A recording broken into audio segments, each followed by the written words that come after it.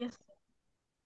Okay, so today we'll be starting off with our new chapter, which is ions and ionic bonds. ठीक है? What is meant by ions and what are ionic bonds? We are going to discuss in this chapter. पहले हमने एक चीज discuss की हुई है, which are atoms. Now, one thing that you know about atoms is that in an atom, protons are always equal to the electrons. But हम जब ions की बात करेंगे, we have two types of ions. एक हमारे पास होते हैं positive ions और एक हमारे पास होते हैं नेगेटिव आयंस. ठीक है, एटम्स भी तो पार्टिकल्स थे, आयंस भी पार्टिकल्स हैं. आयंस को हम कहते हैं चार्ज्ड पार्टिकल्स. ठीक है, these ions are going to be what? Charged particles. And these charge particles को हमने टर्म कह दिए आयंस की. अब जो आपके पास नेगेटिव आयंस होते हैं, we call them anions.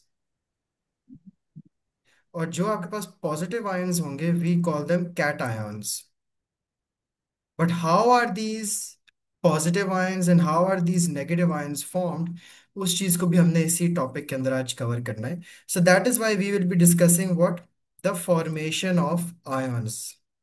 An ion is an electrically charged atom or a group of atoms formed by the loss or gain of electrons.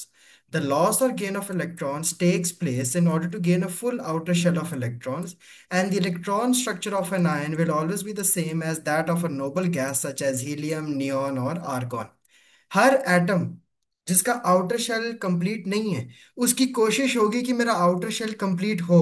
और वो अपना आउटर शेल कंप्लीट कैसे करेगा? बाय गेनिंग और losing electron.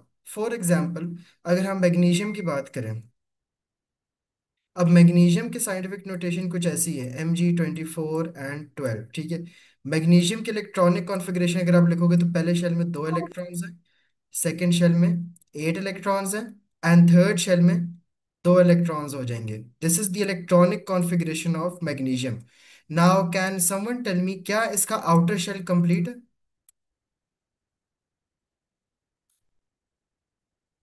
हाँ जी, अशर, मायरा, मोहम्मद खान, नुमान. जी बताएं.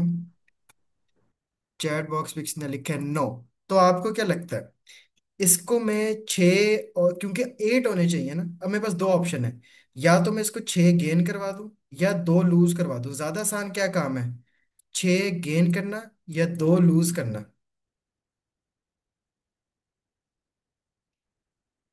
2 loose करना. जब भी कोई इलेक्ट्रॉन्स लूज होते हैं, उसके ऊपर चार्ज आ जाता है +2 का. अगर कभी कोई चीज गेन होगी तो हम कहेंगे माइनस का निशान आ जाएगा. तो अब इस मैग्नीशियम की न्यू इलेक्ट्रॉनिक कॉन्फ़िगरेशन क्या हो जाएगी? 2 8.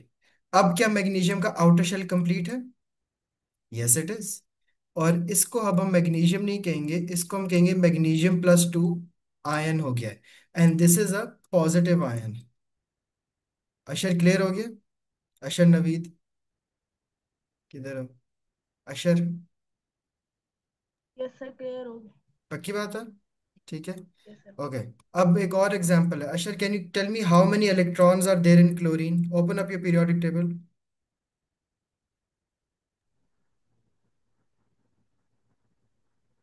जी बताएं. Ashar, how many electrons are there in chlorine? Sir electron 17। जोर से बोले. 17. और सर उसकी इलेक्ट्रॉनिक 17। कॉन्फ़िगरेशन क्या होगी?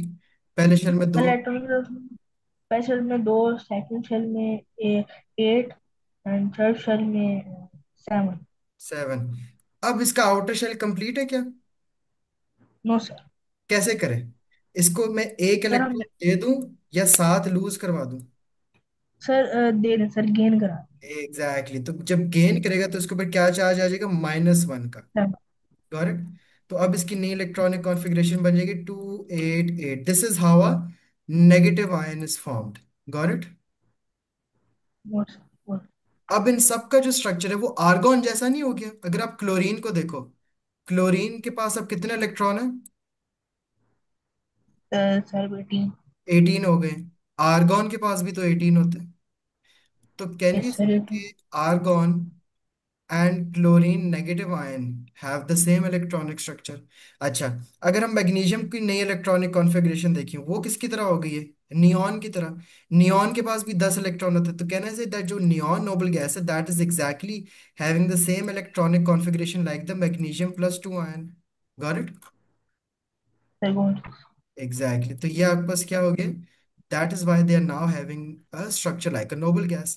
अब यहाँ पे एक सोडियम एटम की एग्जांपल दी हुई है। सोडियम एटम आपके पास कौन से पीरियड में आता है? Sodium atom is there in your period number 3 and in your group number 1।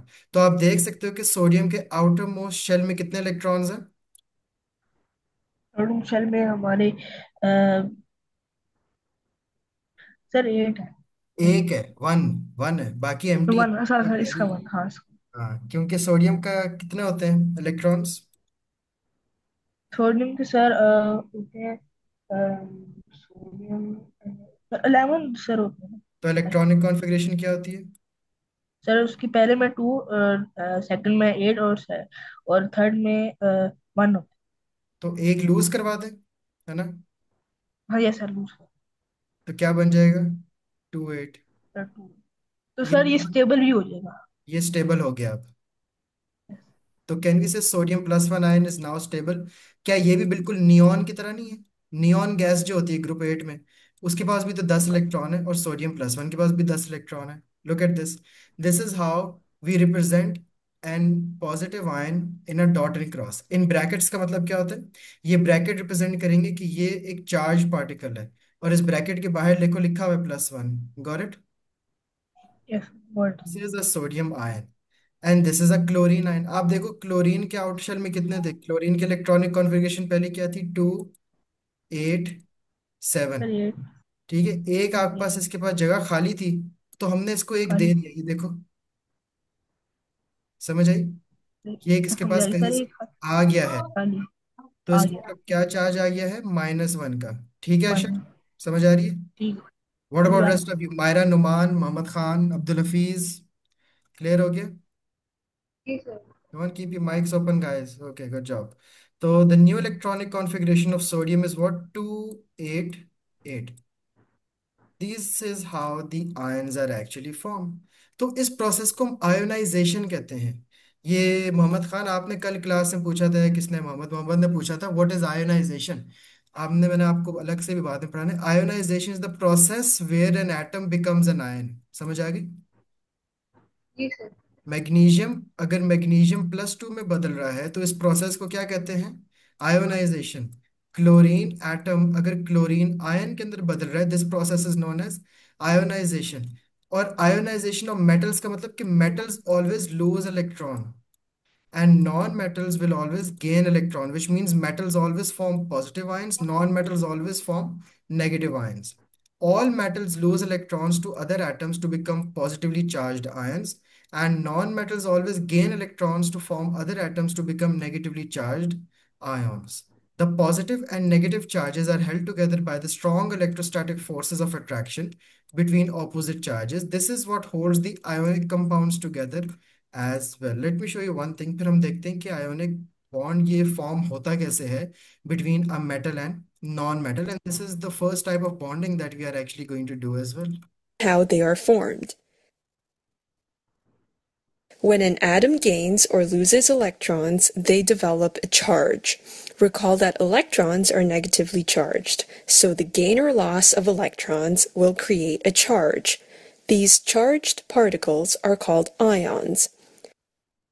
When an atom loses electrons, they become positively charged. Positively charged ions are called cations. An easy way to remember this is to recall that cats have paws. When an atom gains electrons, they become negatively charged. Negatively charged ions are called anions. Let's look at sodium as an example. Its electronic structure is 2 8 and 1. It has 1 electron in its valence or outermost shell. When sodium loses this valence electron, it becomes a positively charged sodium ion. This charge is written as a superscript when writing the symbol. When drawing the electronic structure, enclose it in square brackets and write the charge on the top right-hand corner. Now, let's look at oxygen as another example. Its electronic structure is 2 and 6. Therefore, there are 6 electrons in its valence shell. Oxygen gains 2 electrons to form a negatively charged oxide ion. Remember to include the charge when writing the symbol and when drawing the electronic structure. If we look at the electronic structure of these 2 ions, we will see that they have a complete outer shell. We will also see that they have the same electronic structure as that of a noble gas. The sodium ion and the oxide ion have the same electronic structure as a neon atom. How are you feeling about ions? Are you ready to form ions on your own? Let's try. Please pause the lesson and draw the electronic structure of a calcium ion and a chloride ion. The electronic structure of calcium is 2, 8, 8, 2. It loses 2 valence electrons to form a calcium 2 plus ion. The electronic structure of chlorine is 2, 8, and 7. It gains an electron to form a chloride ion. These 2 ions have the same electronic structure as an argon atom. Did you get the structures right? And did you remember to specify the charges? What do sodium and magnesium have in common? They are both metals, and metals lose their valence electrons to form cations. Group 1 metals, such as sodium, have 1 valence electron, and they lose this electron to form ions with a +1 charge. Group 2 metals, such as magnesium, have 2 valence electrons, and they lose these electrons to form ions with a 2+ charge. Oxygen and fluorine are both nonmetals. Nonmetals tend to gain electrons to form anions. Oxygen is in group 6 and has 6 valence electrons. It gains 2 electrons to form an ion with a -2 charge. Fluorine is in group 7 and has 7 valence electrons. It gains 1 electron to form an ion with a -1 charge. Group 3 elements, such as aluminum, lose 3 electrons to form ions with a +3 charge. Group 5 elements, such as nitrogen, gain 3 electrons to form ions with a -3 charge.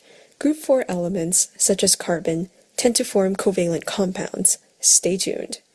In conclusion, an ion is a charged particle formed from either the gain or loss of electrons. A positively charged ion is known as a cation, and a negatively charged ion is known as an anion. The ions formed have the same electronic structure as their nearest noble gas.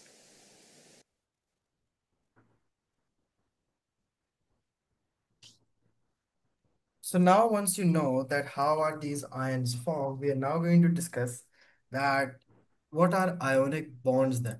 ठीक है, let's say अगर वही sodium की बात करें, ये आपके पास सोडियम है and this is a chlorine.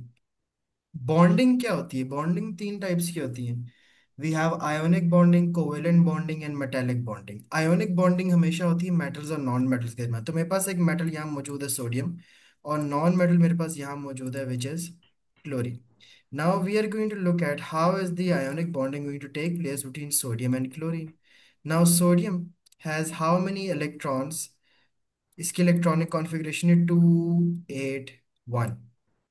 Chlorine की होती है 2 8 7। अब इसने जो इलेक्ट्रॉन लूज करना है, वो इलेक्ट्रॉन अगर ये क्लोरीन गेन कर लेता है तो क्या होगा?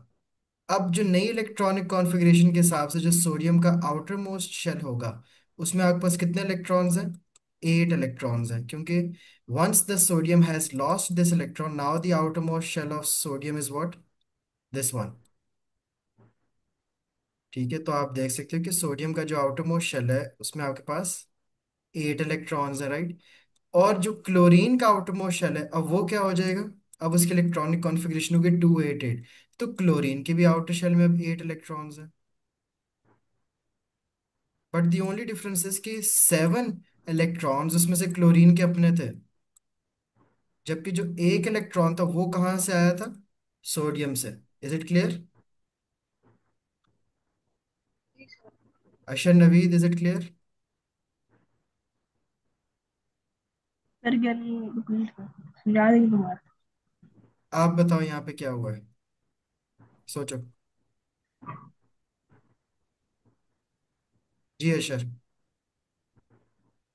सर यहाँ पे सर वो हो रहा है सर, शेयर भी नहीं करते हम एटम्स को, शेयर करते हैं। सोडियम की इलेक्ट्रॉनिक कॉन्फ़िगरेशन क्या थी, 281। Two eight sir. अब उसकी इलेक्ट्रॉनिक कॉन्फ़िगरेशन क्या है, टू एट। 28। उसके आउटर मोस्ट शेल में 8 इलेक्ट्रॉन्स ही है ना, ठीक है।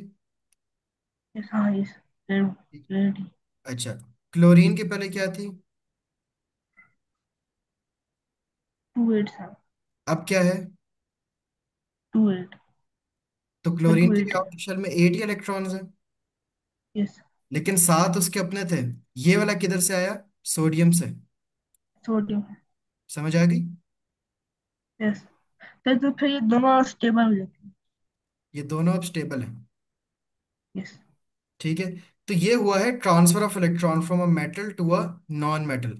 अब इस ट्रांसफर ऑफ इलेक्ट्रॉन्स की वजह से क्या हुआ है कि one of them has become a positive ion and one of them has become a negative ion. अब इनके यस। दरमियान आपको फिजिक्स के लिहाज से पता है और वैसे ही बचपन से पढ़ते आ रहे हो, अनलाइक चार्जेस ऑलवेज अट्रैक्ट। तो क्या अब इन दोनों आयंस के दरमियान एक अट्रैक्शन होगी?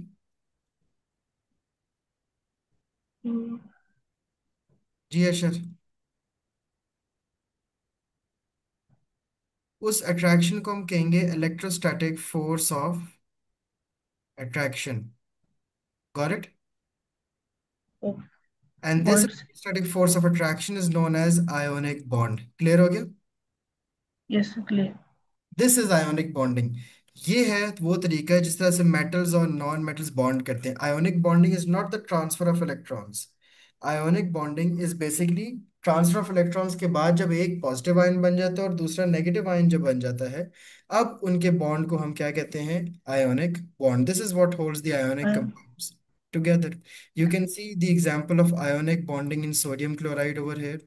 ठीक है, we have a sodium plus one ion and we have a chlorine negative one ion as well. This is what it looks like. ठीक है, आप देख सकते हो कि क्लोरीन के आउटर मोशन में पहले 7 इलेक्ट्रॉन्स थे, लेकिन एक कहाँ से आया, सोडियम से। सर वो sodium. Good sodium. Job. So this is how you show ionic bonding. अगर आपको आए कि ड्रॉ ल्यूइस स्ट्रक्चर या draw dot and cross diagram, तो this is the dot and cross diagram showing the ionic bonding between sodium and chloride ion.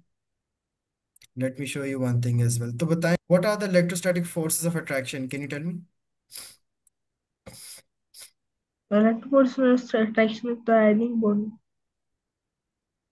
जब एक positive ion बन जाता है और दूसरा नेगेटिव आयन यस। बन जाता है, तो और क्या नेगेटिव होता है है कि वो, आपके सो पास सर उसको कहते हैं electrostatic state. Exactly that is the electrostatic force of attraction, और उस अट्रैक्शन को हम फिर आयोनिक बॉन्डिंग का नाम देते हैं। Got it? बॉन्डिंग है। Yes. Yes. God. In diagram, can we only draw the valence shell? Noman, IGCSE में you only have to draw valence shell.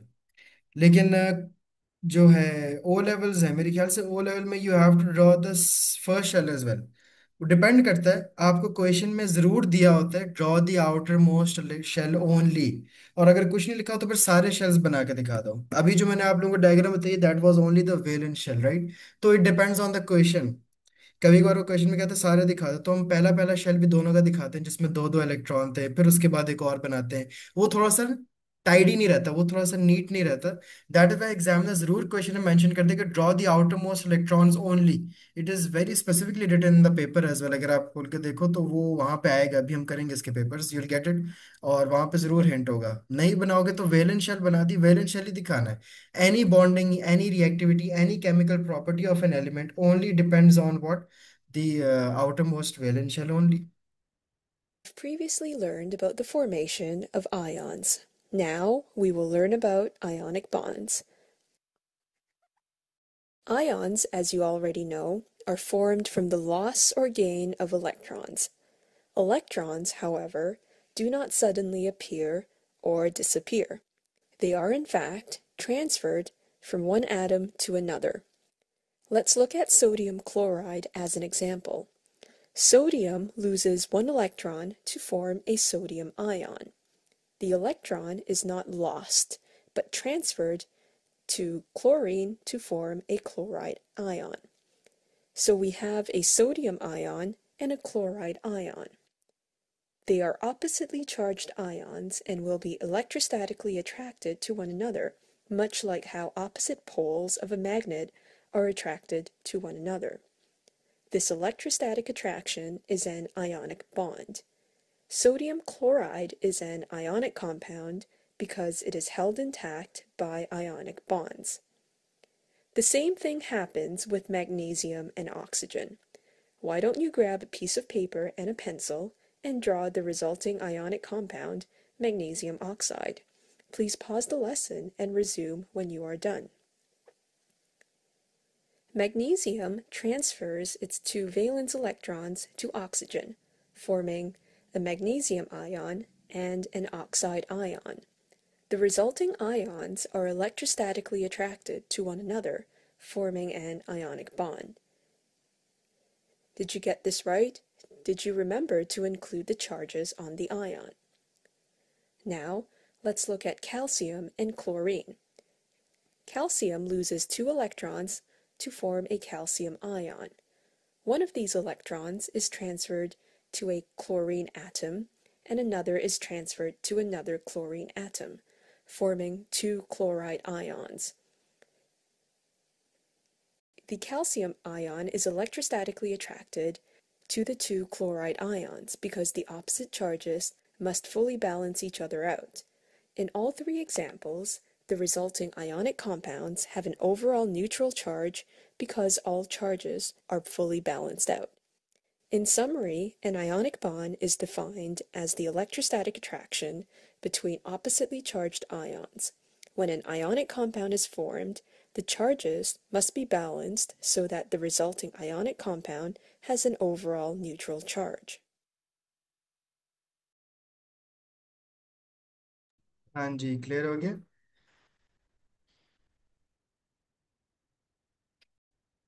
So that is how these ionic bonds are formed. अब आपको directly कैसे पता लग सकता है, कुछ तरीके हैं, some shortcuts from which you can know कि कोई भी एटम पीरियोडिक टेबल में कितने इलेक्ट्रॉन गेन कर सकता है, लूज कर सकता है।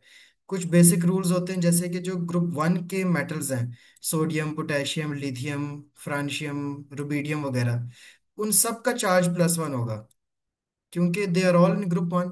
तो all of their outermost shells contain like 1 electron, तो वो सारे लूज करके +1 बनाएंगे।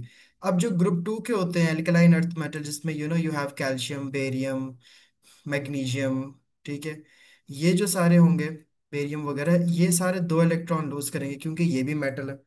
उसके बाद जो ग्रुप थ्री वाले हैं वो भी मेटल्स होते हैं, राइट। और जो ग्रुप थ्री वाले मेटल्स हो गए, जैसे कि एल्यूमिनियम या गैलियम है, वो सारे +3 वाले आयंस बनाएंगे क्योंकि they all have like 3 electrons in their outermost shell. तो कुछ मेटल्स के लिए तो आपके पास ये वाले रूल्स अप्लाई होते हैं, ठीक है। फिर सवाल आता है कि सर वो ट्रांजिशन मेटल्स जो हैं उनका कैसे पता लगेगा, वो तो किसी ग्रुप में नहीं आते। तो जो ट्रांजिशन मेटल्स होते हैं ना, ट्रांजिशन मेटल्स का अमूमन लिखा होता है, जैसे क्वेश्चन में दिया होगा आयरन 3, तो आपको पता लग जाएगा कि जो आयरन है उसका 3+ है चार्ज, ठीक है। या आपको दिया होगा कॉपर 1, कॉपर 1 लिखा होगा, ठीक है। कॉपर 1 का मतलब होगा कि इट इज Cu1+ वाला, ठीक है। इसके अलावा कुछ और भी रूल्स हैं, जैसे कि हाइड्रोजन इज ऑलवेज +1, ठीक है। उसके बाद आते हैं आपके पास ग्रुप 5, फिर ग्रुप 6 और ग्रुप 7। ये तीनों ग्रुप्स कौन से हैं? They are all non metals, right. तो ग्रुप 5 वालों के ऊपर चार्ज होता है, इनके आउटर मोस्ट शेल में होते हैं 5 इलेक्ट्रॉन, क्योंकि ये ग्रुप 5 में है, तो ये 3 और गेन करेंगे। ग्रुप 6 वाले, जैसे कि ऑक्सीजन एक बहुत एग्जाम्पल है, बहुत जरूरी एग्जाम्पल है, oxygen is in group 6। Group 6 का मतलब कि इसके आउटर मोस्ट शेल में 6 इलेक्ट्रॉन्स होंगे, तो ये 2 गेन करेगा। फिर आपके पास ग्रुप 7 हैलोजेंस हैं, ठीक है। हैलोजेंस ग्रुप 7, जैसे हमने क्लोरीन देखा था, इनके आउटरमोस्ट शेल में 7 इलेक्ट्रॉन, तो ये भी 1 इलेक्ट्रॉन गेन करेंगे, तो they will all form a charge of -1।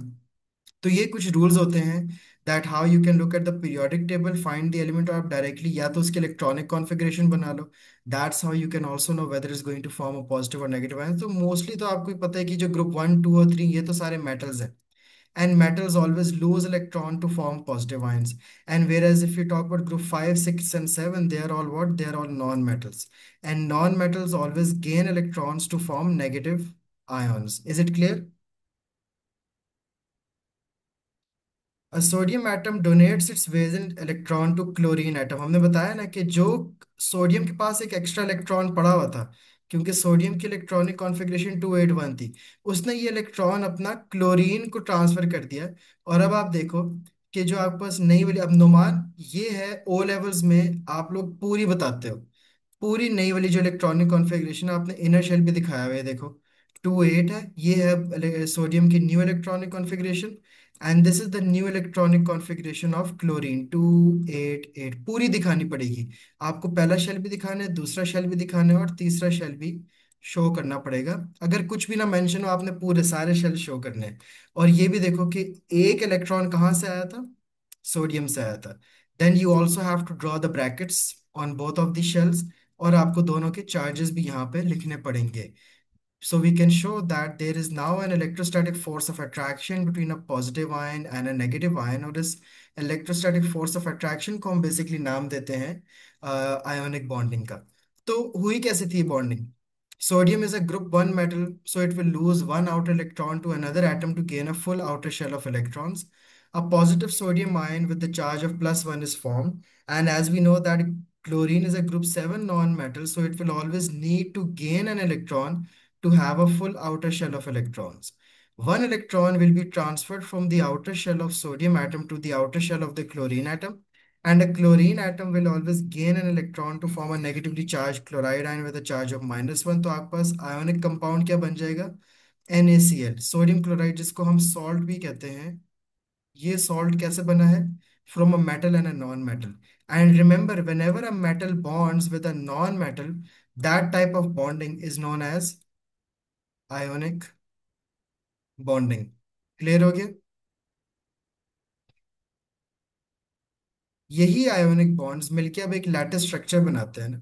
ये जो आपके पास एक सोडियम क्लोराइड बना है, अब इस सोडियम क्लोराइड ने एक लैटिस स्ट्रक्चर बनाया है, which is like a bunch of negative ions and positive ions regularly arranged in a lattice form.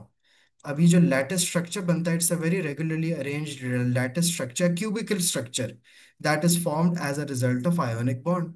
अब एक और एग्जांपल देखें, ionic bonding between a metallic and a non metallic atom.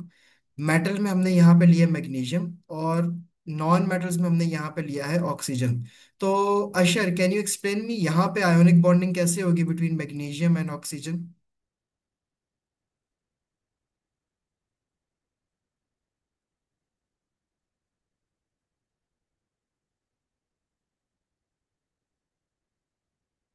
Yes Ashar, yes.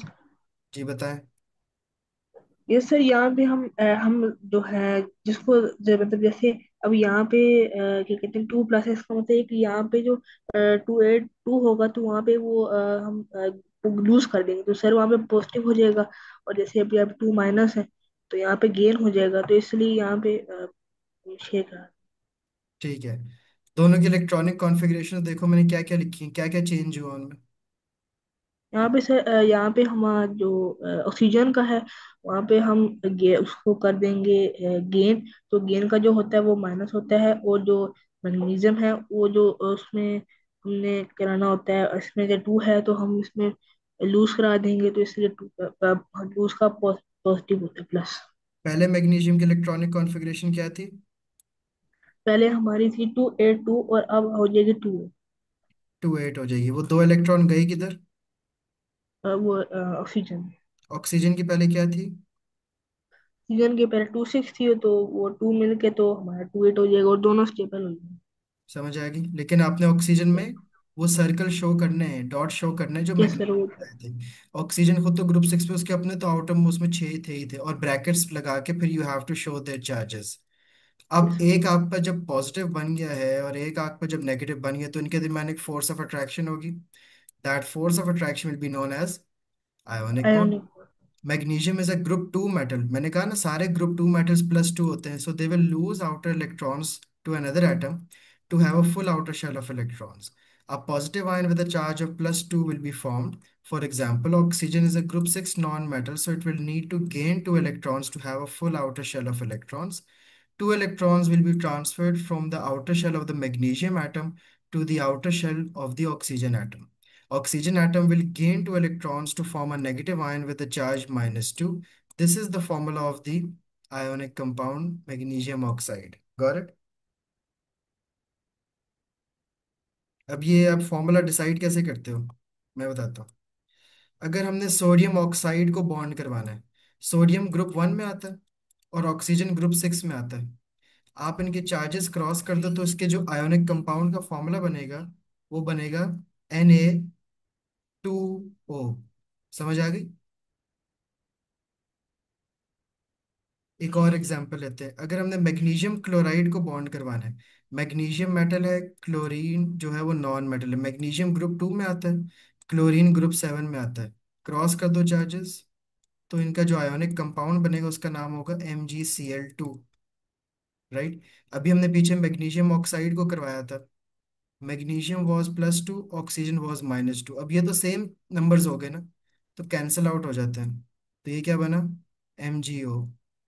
अगर late से आपने aluminium oxide करवाना है, aluminium is the metal, oxygen is the non metal. Aluminium group 3 में आता है, ऑक्सीजन ग्रुप 6 में आता है। तो इनका आयोनिक कंपाउंड जब बनेगा उसका फॉर्मूला क्या हो जाएगा? Al2O3। समझ आ गई?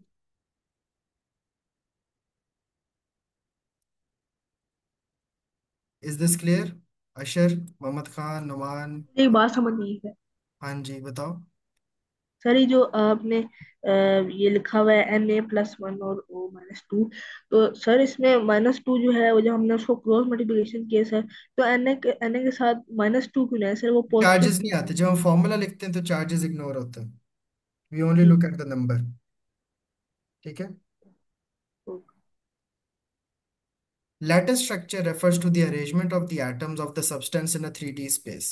In lattice structure, the atoms are arranged in an ordered repeating fashion. जब ये सारे ionic compounds बन जाते हैं, वो उस तरह का एक lattice structure फॉर्म कर देते हैं ना, कि एक तरफ आपका सारे पॉजिटिव आ जाएंगे, वो सारे नेगेटिव वालों के साथ बाइंड होंगे। This is a regular arrangement of positive and negative ions in a structure that we call as a lattice structure. This is how we form these ionic compounds. That is the end of the lecture. Okay, let me show you one more thing and then you guys are free to go.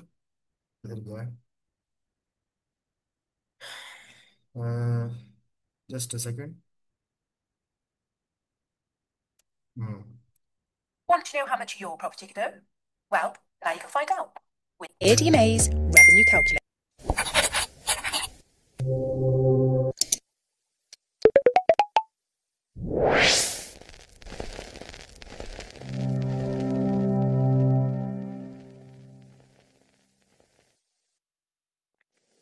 So far, we have looked at ionic compounds as single entities.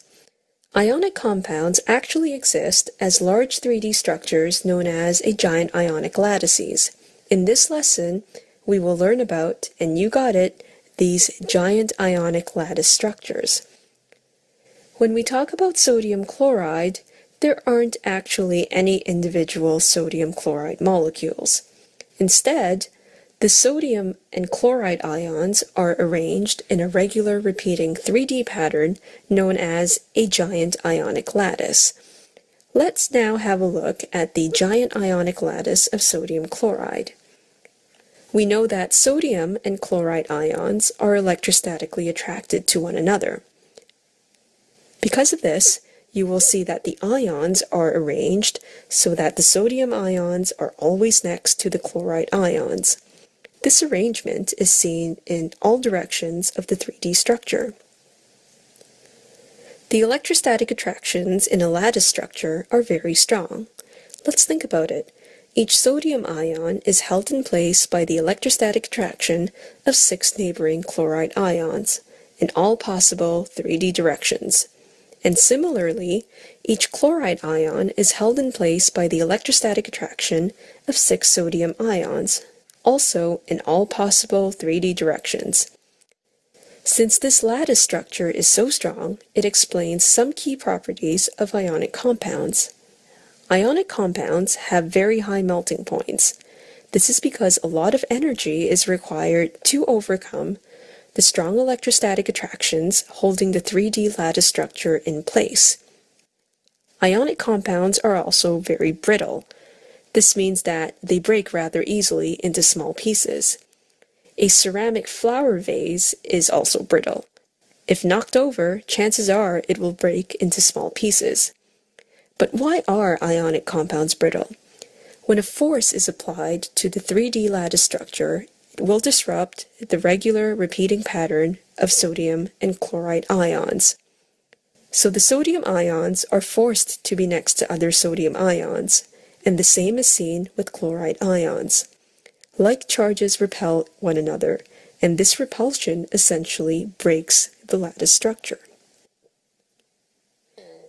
In summary, ionic compounds exist as giant ionic lattices, not as single molecules. The giant ionic lattice is a regular repeating 3D pattern of alternating positive and negative ions. The electrostatic attractions holding the structure intact are very strong, and this accounts for the fact that ionic compounds have very high melting points and are brittle.